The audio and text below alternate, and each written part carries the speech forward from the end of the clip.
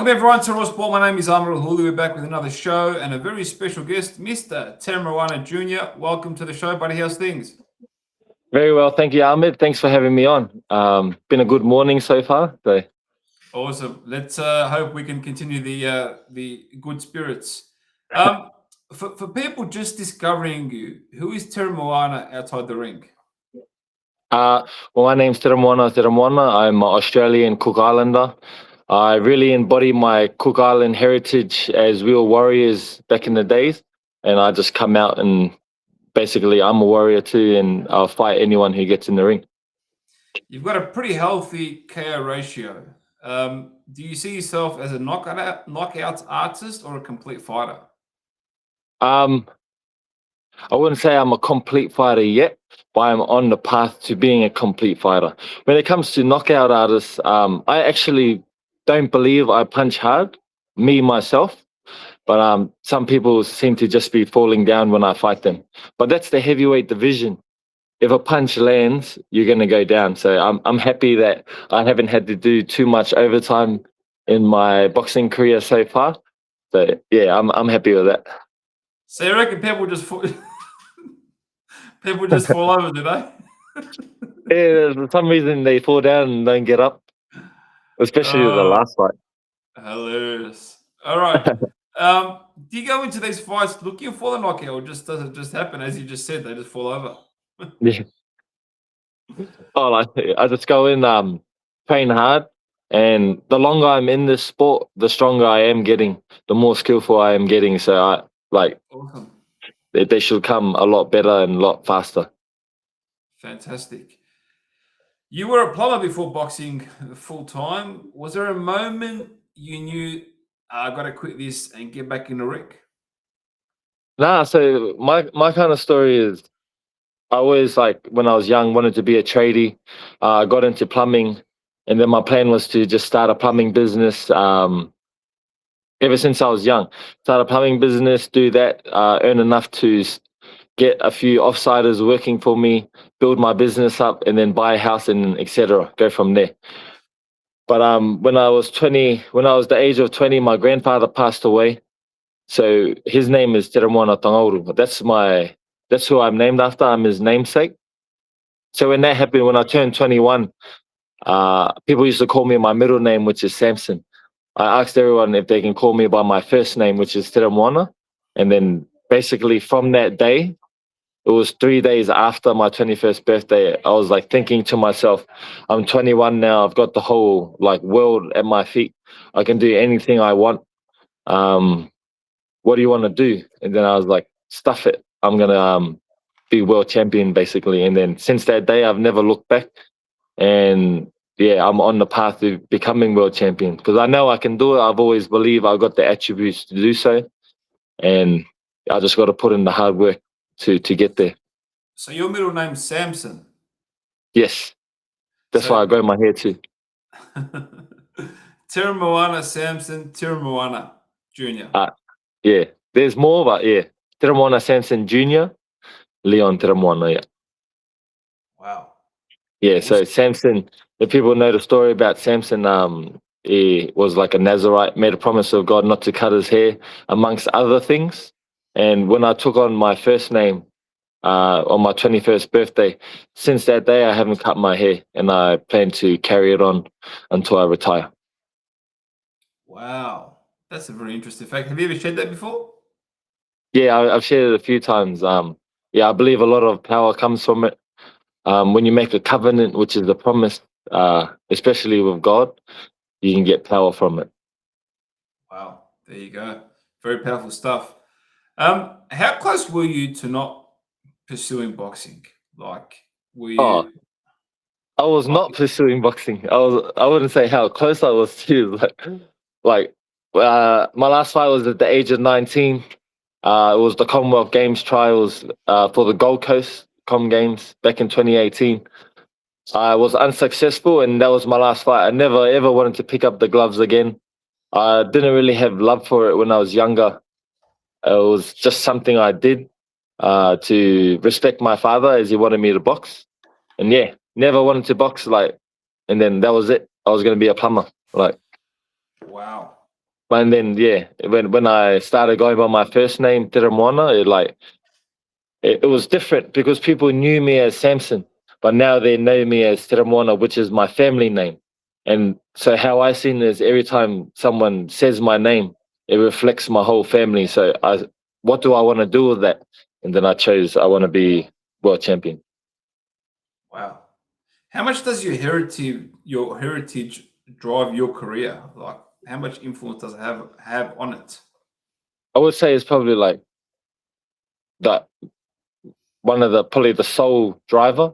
My identity is like my sole driver. My heritage is part of that. Yeah. I'm Australian Cook Islander. My heritage is Cook Island, which is in the history we were warriors, great warriors who used to roam to other islands and like fight the other islands. But now we're more peaceful. And now that I've come to Australia, the Australians have guided me in the path of boxing, taught me how to fight properly, and they kind of just honed my warrior spirit. Is what I say. You're a modern day warrior. Yes, yeah. Otherwise, I probably, like my dad said, if he was born back in the day, he'd probably be in the gladiators. You perform the haka dance after each win. Yeah. What does that mean to you personally? So, from the island of Puka Puka, we call it a tila, which is the chant, and then the actions is called a thaka with a Y. But basically, it's a war dance. It's a for me, it's a victory. It's a proclamation, almost a declaration. So what it means to me is it represents my family, which is my whole career is all about is representing my family because my name is Teremoana, and representing who we are. And we come from the islands of Puka Puka and Achu, out in the Cook Islands, and this is part of our culture. Yeah, so it's kind of a proclamation. It lets everyone know where I'm from, and yeah, that we're warriors. Interesting, really interesting. You went from the Olympics to the pros. What was the biggest adjustment or change that you had to Biggest make? adjustment. I am still adjusting. The pros is more, or the amateurs is like a sprint where you only got 3 rounds. You got to kind of get all your work done in those three. If you lose one round, you can almost lose the fight. It makes it very hard to come back. Whereas in the pros, my next fight's 8 rounds. So let's say you lose the first round, you got another 7 to break this fella down and then like get the job done. So you got to work more on your patience, taking your time. Because if you rush in early like a amateur does in the first round, by the fourth, fifth, sixth round, you might be too tired, and then they're going to take advantage of that. What about yourself as a fighter outside the ring? What changed? What changed outside of the ring when it Yeah. comes to fighting, or When you become a professional, what did you now have to do that you never did before? the biggest thing is all the sacrifices we have to make. Uh, Going to family events, birthdays, weddings, it's kind of hard to attend because we're on another path, we're on a mission. It's a lifestyle being an athlete. You got to wake up, train, eat properly, train. And when you're surrounded by your family, it's kind of hard to do that because they influence you to do other things. Like you can hang around them and like get through it, which I do sometimes. But what I've learned is like they always say you're a product of your environment.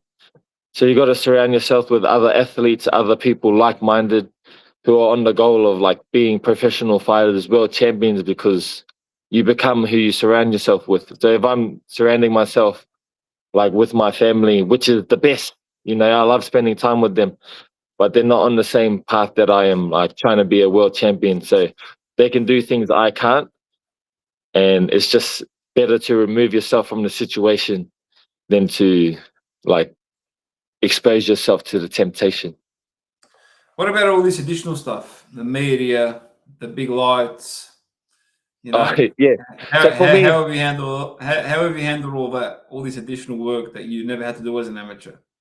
it's different, especially when you're walking down the street and people know who you are. Uh, I don't really mind too much. Like it's part of the job. I just see this as a job. I'm a fighter. Like even when I'm out, I gotta like say hello to everyone because they're the ones who support me. They're the ones who get me in the ring, basically. So yeah, I'm gonna be up for saying hello to everyone. But I was a good plumber. I was good at my job. When it's time to work, you work hard. So now that this is my job as being a professional fighter, it's the same thing. When it's time to work, I'm gonna work hard, and I just gonna do my job to the best of my ability. Your last fight was in the States under the right lights. Take us Yeah, through that whole experience on the zone to the world being blasted. Take us yeah. through So that. that was my second fight in the States. My first one was in New York, which was that was kind of cool. And this The one in Cambosis one, I believe. Was it yeah, on? Cambosis versus Yeah, Hitchens. yeah, yeah, yeah, Yeah, so yeah. that was like I would say if you're saying exposed to the bright lights, that one was probably a little bit more like surreal type thing. But also Florida. Basically every single fight that I have is surreal because I'd never thought that I'd be doing this when I was younger. As I said, I always wanted to be a plumber and do this type of thing. But I guess the Lord had different plans. And yeah, it's every single fight, just take it as it comes, enjoy the whole experience. You know, I'm probably a little bit different to other fighters because I'm just here for the journey, and I know, not I believe, I know I can make it to the top as long as I put all the hard work in the gym because I got the attributes to do so, and I've been training since I was young, and if you can train when you don't want to train, what happens when you want to train? Like it makes a big difference. How do you handle that moment in New York, the biggest media market in the world? That's where the world is truly watching. I mean, you're there. Everyone knows New York City is where it's at when it comes to media. Facing off, I think it was at Times Square at the time, Yeah. and everyone like it's madness. Now that you've experienced it inside, like what was going through your head? How was the blood pumping? Was there a rush? Did you have butterflies? Take me through that experience. Oh, for me, I'm like pretty laid back, pretty easygoing. Um, they told me I'm fighting in New York, and I'm like, yeah, sweet. Like, yeah, let's go to New York, go get the job done. Because the whole thing is just an experience to me. I never ever would have done this type of thing before. So why not enjoy the whole experience? Like when we go to New York, like meet all these people. Like we're fighting at Madison Square Gardens. Like this is where people dream to fight at, and then here I am. Um, was the blood pumping and all that type of stuff? It's not really pumping at all. Like before any fight, but when the bell goes, my mindset is really like when the bell goes, this is your time to kind You of click. prove everything that you've been saying. Yeah. So and then I take that with both hands, and yeah, I was successful that night as well as the previous night in Orlando. So you got ice in your veins, basically. You know, you're Yeah. pretty chill Oh, all the way through. And then once you get in there, just it's on. yeah. And it's time to go. This is the time that really matters because you can Ah, build it up. You don't even have to build it. If yeah. you lose, you like that's a big step back. You have to win to keep on progressing. So that's all that really matters to me is getting the job done Hmm. because how I speak, I say it like a statement. When I say I'm the best, I believe I'm the best. And so when it comes down to proving the point in the fight, I must win. I have to. Wow, very powerful words. All right, we're running out of time, but we'll get into it. Where do you see yourself in 3 years? I believe I'll be world champion. Probably collecting the belts by then, and then yeah, Is there anyone in particular that you want to face off? I want to face off every single heavyweight in the division that stands in my way. Is So there one, whoever, bro? oh, when you say is there one, it's okay. Who's the champions right now? Usyk and Wardley. Yeah, I'll fight those fellas because they're claiming to be the best in the world. So I want to fight them at this point in time. But obviously, as time goes on, that will change. The ladders will change, and then it'll be different targets by then. Might see a couple belts vacate soon, so Yeah, maybe the maybe there's your run right there. All right, your next fight, Bowie Tupou. I hope I said that right. He's coming off a loss to Goodell. He's got a lot to prove. He's in your way. You're on this journey. What's the next fight mean to you? Live on the Zone from Melbourne, Australia, and KO Sport, I believe. Yes, so in KO Sports, live in Australia and worldwide on DAZN. This fight means a lot to me, as does every fight. It's another step on the path to my world title, being world domination. He's going to bring a good challenge for me. He's very experienced. He's a veteran in the game where I'm just a novice. I don't think that's going to help him too much. I believe my attributes is going to be more than enough to overcome. That's why I train so hard in the gym, to prepare myself for these situations. And yeah, come the night, we'll see. Let's see if he can land the shot. But he's going to have to get past my reach and my footwork first. Before we sign off, any parting words? I just want to shout out my sponsors, Everlast Elite Subs and West Point Autos. Without them, none of this will be possible. They're supporting me to train full-time as an athlete.